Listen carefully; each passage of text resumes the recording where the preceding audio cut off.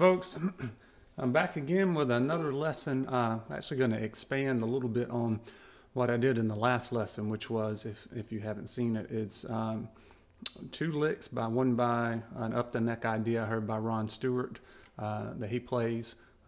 Other people play it too. I'm listening to a Doyle Lawson concert, and I heard Joe Dean play the same lick. So I know it's not unique to Ron, but that's where I first heard it and applications of it.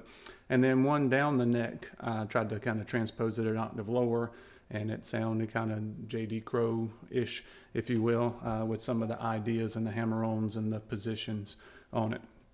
So I wanted to take that and take those licks, and those were pretty long licks in that it lasts an entire measure. And actually, the last note of it goes into the second measure, so maybe 5 beats. And talk about ways you can improvise and cut and paste, okay? To me, when I learn a new lick or an idea, depends on how you want to think about it, I kind of think of it as a kind of a breathing thing. And what you can do is try to find places in a song where it'll go. Now, sometimes you can take the lick exactly like you've learned it and put it in a place, and just like a direct substitution, cut and paste kind of thing.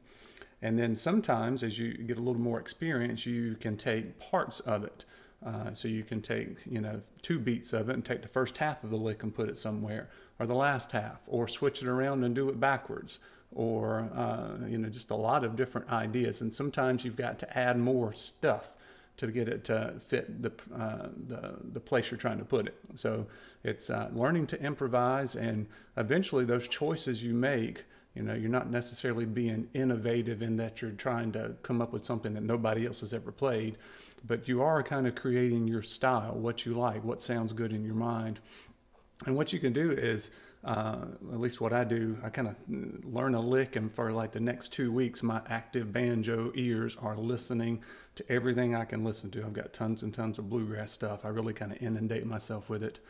Some people call it banjo obsession, but whatever, it's not a bad hobby, right? There's worse hobbies you can have for sure.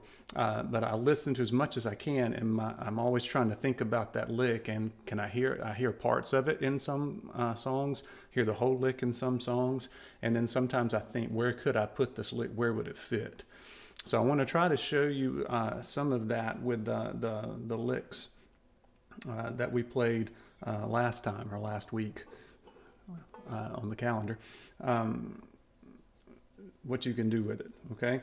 So the ones that we played last week, down the neck is probably what I'll spend the most time on.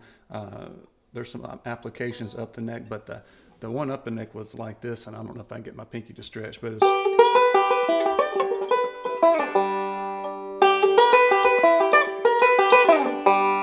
So if you want to learn that note for note, you can go back to the last lesson, and I'll try to put a link there in the title description to go back and learn it note for note if you want to.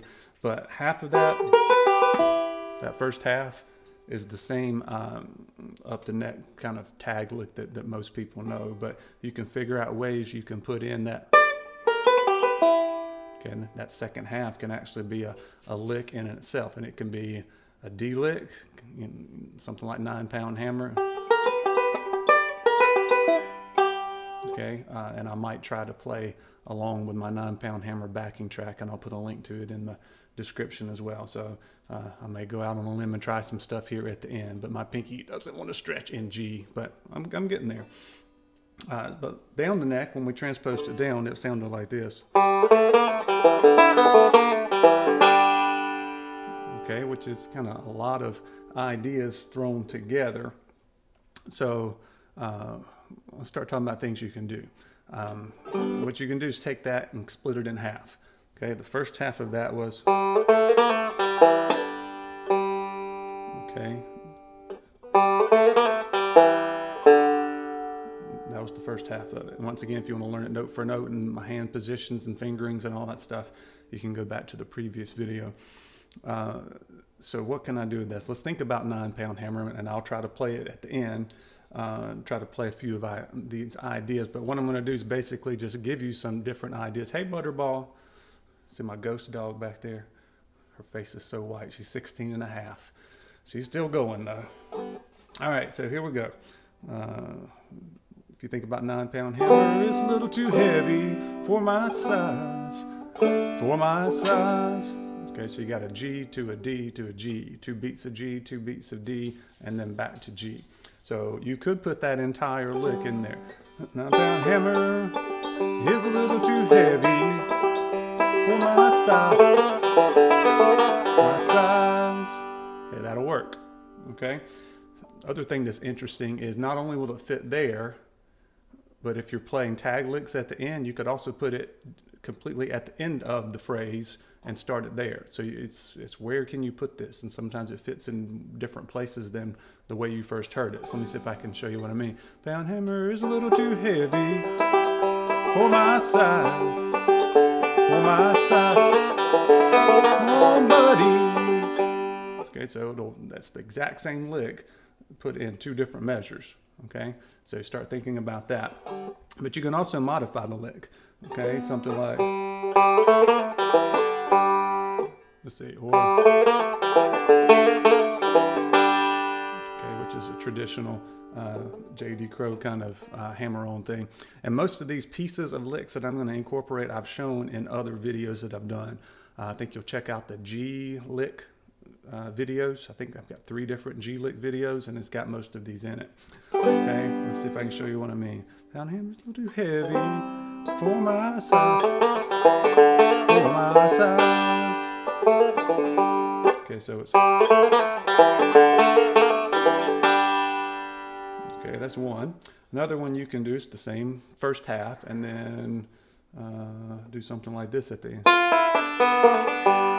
So,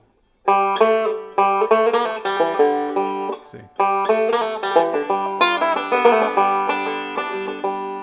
A little too heavy for my size. Okay, so hopefully you can hear it where we're at in the song. I know sometimes it's hard to hear this out of context, so I'll try again at the end to play some of these. Okay, so another one is a little more straightforward. That one's a little bluesy. You can put this tag lick, which I haven't shown. I'll probably show it in another video because it's a real simple tag lick, along with, or,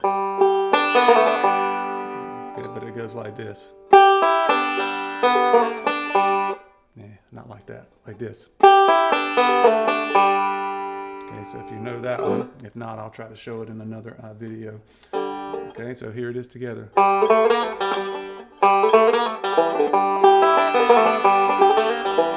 9-pound hammer is a little too heavy for my size.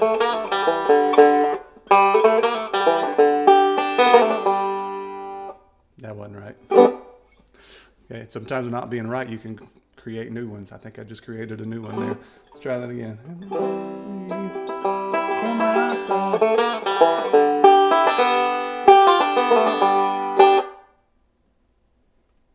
Take 3.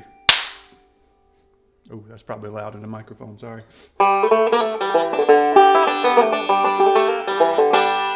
That was it. So sometimes you just take what you can get out of these. Sometimes that means taking and learning what not to do. Anyway, keep going on that. Let's see what I've got. You can kind of come up to the 5th fret on the 1st string sometimes. Okay, so something like, it's a little pop. Pop.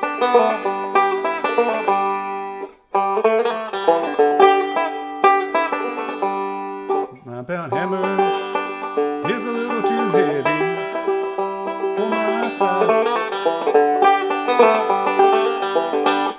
Okay, so kind of gives you the idea of what you can do with the first half of that. But what was the second half? Was you can actually do other stuff and just play the second half when it comes to the D part, the 2 beats of D. Pound hammer is a little too heavy for my size.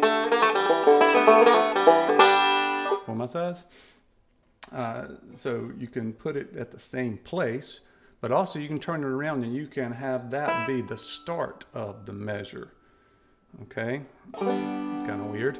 Let's see what that sounds like. My hammer is a little too heavy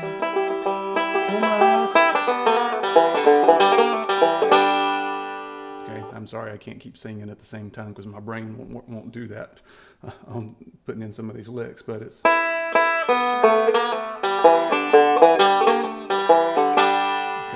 once again at the end of that typical JD Crowe stuff.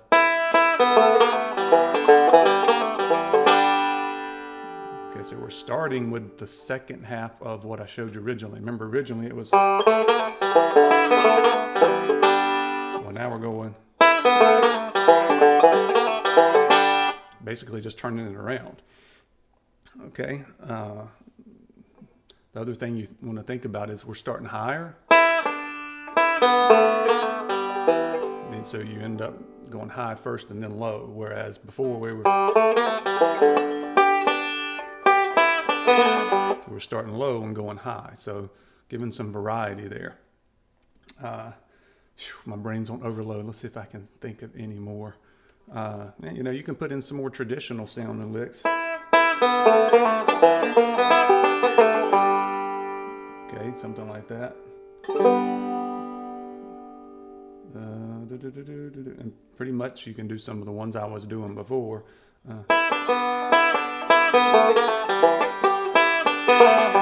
Okay, so you're learning little snippets and you're kind of weaving them together. In this case, we're kind of sticking to one measure, but remember what I showed you earlier is all of that stuff will also work for just tag licks at the end of the phrase. It's kind of weird. One time through, you can put it in as the end of your break. The second time you can put in as the beginning of the tag licks, you know, the hanging out for 2 measures before the singing starts. It's a lot of different options you can do there. And my recording's getting long here, so let me end with one thing, and that is the ending that I showed you. All of these little G to D kind of licks can be turned into endings, which I kind of like. Remembering to play them on stage is a different thing. But if we can start with that down the neck idea. Okay, what we're going to do is I don't think we need quite that much. I'm going to do this. And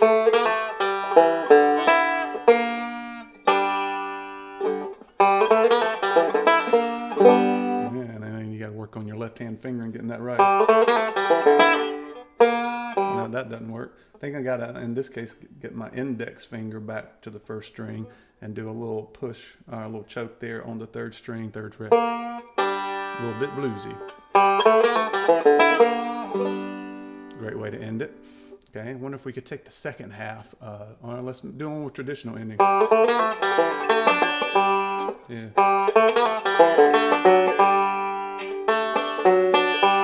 Okay, it's kind of traditional. Cutting and pasting. Okay, how about the second half?